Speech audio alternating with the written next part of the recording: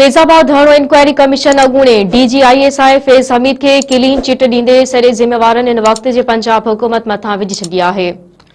Supreme court जे हुकुम ते फैजाबाद धरणे जी जांच लाइ कमीशन जोड़ी वई हुई। ज़रियुनि मूजिब 3 रुकनी जांच कमीशन 149 सफ़नि ते मुश्तमिल रिपोर्ट तयार करे वरिती आहे, जंहिंमें TLP जे फैजाबाद धरणे बाबति सिफ़ारिशूं तयार कयूं आहिनि। रिपोर्ट में चयो वियो आहे त मेजर जनरल रिटायर्ड फैज़ हमीद खे इन वक़्त जे DGISI ऐं आर्मी चीफ मुआहिदे जी इजाज़त ॾिनी। फैज़ हमीद जे सही ते वज़ीर आज़म शाहिद खाकान ऐं घरू वज़ीर एहसन इक़बाल बि इत्तफ़ाक़ कयो।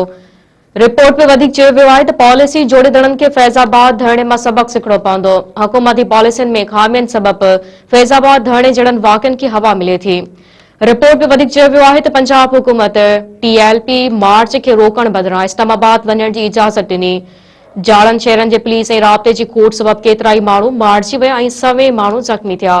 इंक्वायरी कमीशन जी रिपोर्ट मूजिब वफ़ाक़ी हुकूमत धरणे जी क़यादत ताईं पहुचण लाइ ISI जूं ख़िदमतूं हासिल कयूं। मुआहिदे ज़रिए धरणे वारनि खे मुंतशिर कयो वियो, जंहिं बाद फौजी ऑफिसरनि नवाज़ शरीफ़ ऐं वज़ीरनि खे सोशल मीडिया ते धमकियूं ॾिनियूं वयूं।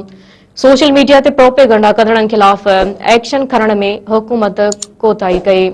रिपोर्ट में वधीक चयो वियो आहे त सिविल मामलनि में फौज जे मुदाख़लत सां इदारे जी साख मुतासिर थी। फौज खे तनक़ीद खां बचण लाइ अवामी मामलनि में मुलविस न थियणु घुरिजे।